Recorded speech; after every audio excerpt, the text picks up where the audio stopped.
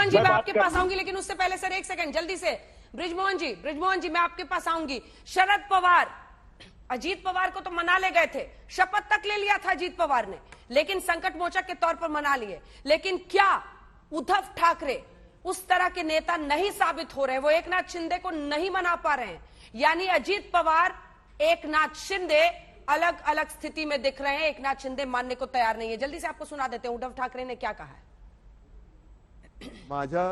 मी ज्यांना माझे मानतो त्यांच्यापैकी किती जण तिकडे गेलेत, किती जण माझ्या विरुद्ध मतदान करतील, नाही. एकाने जरी माझ्या विरुद्ध मतदान केलं तरी ते माझ्यासाठी लाजिरवाणी गोष्ट आहे. आणि म्हणून मला हे एकही मत माझ्यावरती त्यांना अविश्वास ठराव दाखवण्याची वेळ येऊ नये म्हणून त्यांनी मला सांगावं. मी कुठेही त्या नावाचा उच्चार करणार नाही, वाच्यता करणार नाही. तुम्ही सांगा मी मुख्यमंत्रीपद सोडलं, बस. याच्यावर आणखीन काय सांगू? मी माझं मन घट्ट करून तयारीने बसलेलो आहे. मात्र बांधवांना आणि भगिनींना एकच सांगेन की जे प्रेम तुम्ही आजपर्यंत दिलं, उद्या मी सांगितलेलंच आहे की मुख्यमंत्रीपदी माझी राहायची अजिबात इच्छा नाही.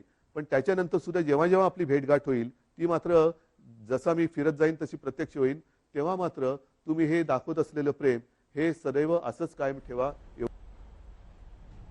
तो उद्धव ठाकरे ने क्या कहा है वो तो आपने सुन लिया है, लेकिन जल्दी से आंकड़ों के नजरिए से आपको बता देते हैं कि किसका पलड़ा भारी दिख रहा है। और इसीलिए अब हमने आपके लिए पूरी स्थिति को बहुत आसान और सरल बना दिया है।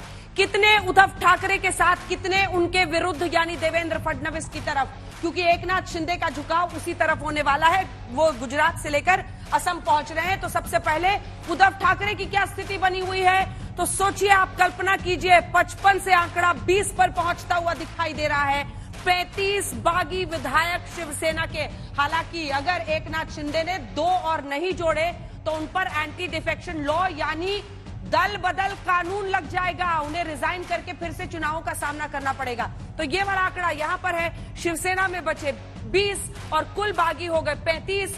53 है एनसीपी के, कांग्रेस के 44। 144 का जो आंकड़ा है वो नहीं होता है, अल्पमत में आ सकती है उनकी सरकार। तो ये हो गई पहली स्थिति। अब हम आपको फिर से लिए चलते हैं और दिखाते हैं ये दूसरा वाला हिस्सा बीजेपी प्लस का, क्योंकि यहां पर 106 पहले से बीजेपी के विधायक हैं।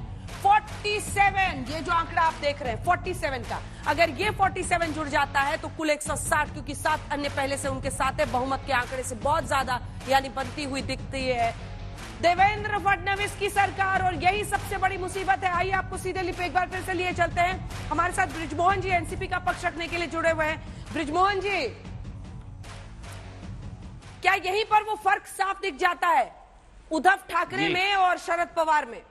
उद्धव ठाकरे ने अजीत पवार को शपथ लेने के बावजूद मना लिया था, लेकिन एकनाथ शिंदे, अब तो 2-3 दिन हो गए, शायद 2 दिन हो गए, मानने को तैयार नहीं। अंजना जी, आदरणीय शरद पवार जी की किसी से तुलना करना मैं सोचता हूँ शायद ठीक नहीं है।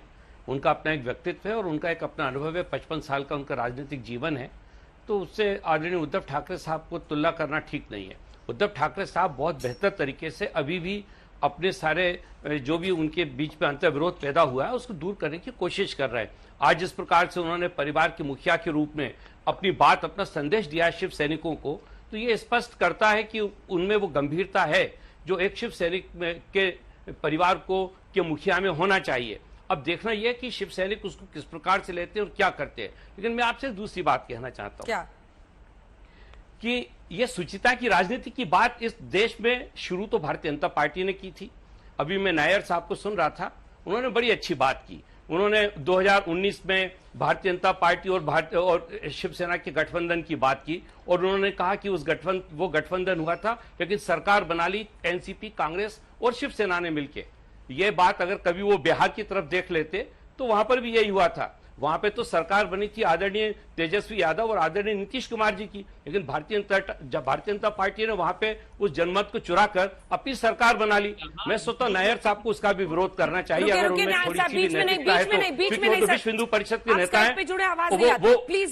वो जो है वो राजनीतिक व्यक्ति तो है नहीं, वो राजनीतिक व्यक्ति नहीं, वो तो विश्व हिंदू परिषद के। दूसरा बात पे कहना चाहता हूं कश्मीर का। कश्मीर में क्या जब आदरणीय महबूबा मुफ्ती के साथ भारतीय जनता पार्टी ने सरकार बनाई तो क्या वो अपना हिंदुत्व का मुद्दा फेंकाए थे कहीं पर? क्या वहां पर वो अपने हिंदुत्व की बात नहीं करते थे? तो ये कहना भी बिल्कुल गलत है कि अगर कोई गठबंधन होता है तो उसमें राजनीतिक दल अपनी विचारधारा को एक तरफ रख देते हैं। कॉमन मिनिमम प्रोग्राम के अंतर्गत महाराष्ट्र में महाविकास आघाड़ी सरकार बनी थी। स्पष्ट दो सवाल करना चाहती हूं। बीजेपी को आप लाख कटघरे में खड़ा कीजिए, अभी तो आपको एकनाथ शिंदे को मनाना है। क्या शरद पवार भी कोई पहल करेंगे? बी, उद्धव ठाकरे से उनकी मुलाकात हो रही है, मामला फिसलता हुआ दिख रहा है या नहीं दिख रहा है? आप लोगों को भी एहसास हो गया होगा 35 शिवसेना के +7 निर्दलीय जो अभी तक दावा है और जो आंकड़े सामने आ रहे हैं, ये गंभीर स्थिति है, सरकार गिरने की नौबत है। संजय राउत ने ट्वीट कर दिया विधानसभा भंग करने की बात। अंजना जी देखिए, अंजना जी हम लोग सब इस नाव के सवार हैं। आपको क्या ऐसा लगता है कि आदरणीय शरद पवार साहब इतने गैर जिम्मेदार व्यक्ति हैं कि वो देखेंगे कि अगर इस पे कोई परेशानी आ रही है और जो संभाले नहीं संभल रही तो क्या पवार साहब सामने नहीं आएंगे? पवार साहब का तो ये बेसिक कैरेक्टर है कि वो हमेशा ऐसे मौके पर जब भी किसी को मदद की जरूरत होती है वो ये नहीं देखते कि व्यक्ति कौन है, वो हमेशा उसके लिए खड़े रहते हैं। तो क्या आपको ऐसा लगता है कि महाविकास आघाड़ी की सरकार को बचाने के लिए पवार साहब प्रयास नहीं करेंगे? मैं निश्चित रूप से, दूसरे की मदद क्या करनी है, अपने आप को बचाना है। अभी ये परेशानी मौका कहां आएगा? शिवसेना के साथ मिलकर सरकार चलाने का महाराष्ट्र में मौका कहां से आएगा? मैं बल्कि आपसे मैं अंजना जी, मैं आपसे एक दूसरी बात कहना चाहता हूं। अभी इस सरकार को किसी भी हालत में किसी प्रकार का खतरा है ही नहीं। लेकिन ये खतरा जो लोग पैदा कर रहे हैं वो भारतीय जनता पार्टी के लोग हैं। वो अभी भी इस बात को नहीं समझ पा रहे कि ये होगा कैसे, ये असंभव है। देखिए, सरकारें जो बनती है एक कला है, गणित पे बनती है, मेरे और आपके चेहरे पे चर्चा करने पे नहीं बनती। ये भी एक कला है कि मुसीबत कितनी भी बड़ी हो उससे इनकार करते रहो। मतलब अब तो फेसबुक लाइव भी कर दिया उद्धव ठाकरे ने। हालांकि मुझे याद है जब अजीत पवार का क्राइसिस क्या कहा उन्होंने खुल के बोला है। अजीत पवार का क्राइसिस आया, उन्होंने ये कहा कि अगर वो लोग मेरे सामने आए मैं उनसे बात करने को तैयार हूं।